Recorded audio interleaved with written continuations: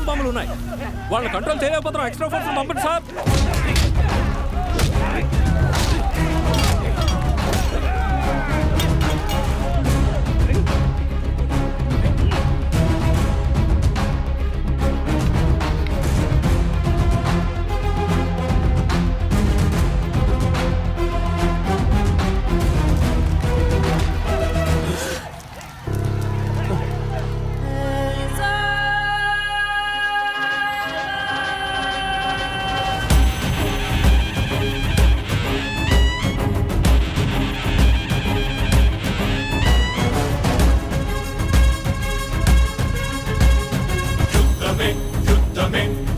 చేసే యుద్ధమే అతని బుద్ధి, అతని జ్ఞానం, అతని తెలివి, అతని సైన్యమే.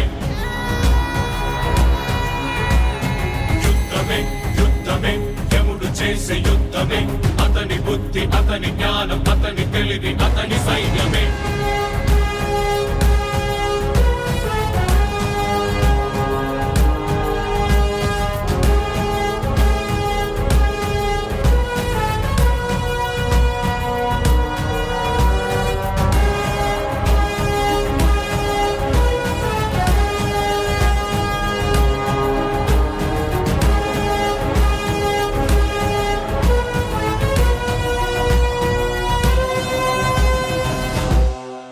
నిన్నటి పార్టీ మీటింగ్లో జరిగిన గొడవలకు సంబంధించిన ఆధారాలు మా దగ్గరున్నాయి.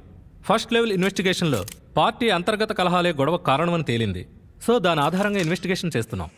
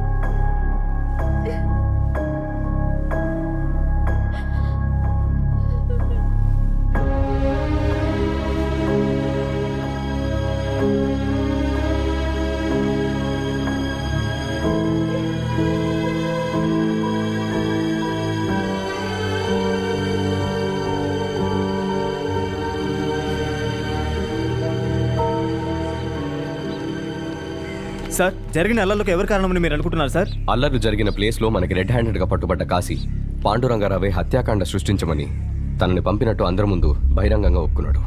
కొన్ని సాంకేతిక కారణాల వల్ల పోలీసులు ఈ విషయాల్ని బయటపెట్టట్లేదు. కాశీ చెప్పాడని పాండురంగారావే చేయించాలని మనం నమ్మలేం కదా సార్. వేరే ఆధారాలు ఏమైనా ఉన్నాయి మీ దగ్గర?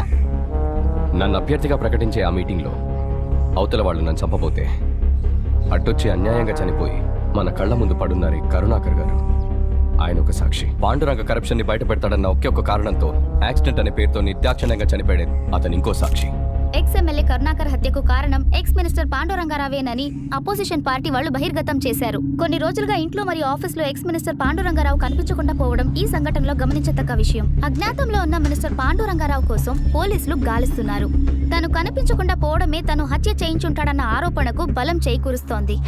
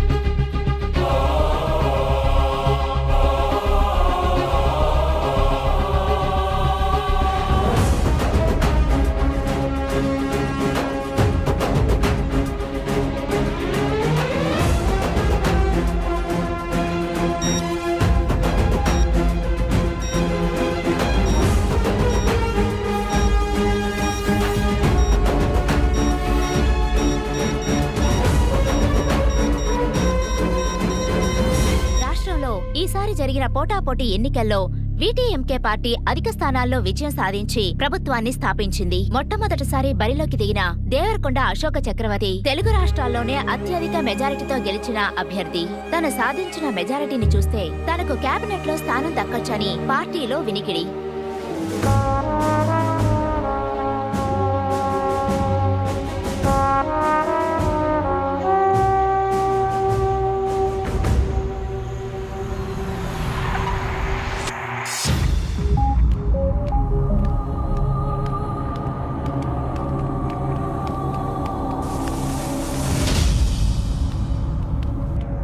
ఏం పాండు, బాగున్నావా? నాకు ఓ చిన్న డౌట్. నిన్ను మొదటిసారి ఆఫీస్లో కలిసి వెళ్ళాక సాంబాన్ ఎందుకు నన్ను చంపని చెప్పావు? నిజంగా నీకు తెలియదా? తెలీదు. నిజం చెప్తే నన్నేం చేయకుండా పోలీసులకు అప్పచెప్తావా? చెప్పను. నువ్వు నన్ను చంపడానికి చేసిన అల్లర్లలో కరుణాకరం చనిపోయాడు కదా, అది నువ్వే చంపేసి పారిపోయావని అందరూ అనుకుంటున్నారు. కొన్ని నిజాలు అందరికీ తెలియపోతేనే మంచిది. కొన్ని నిజాలు నువ్వు కూడా తెలుసుకోకుండా ఉండటమే మంచిది.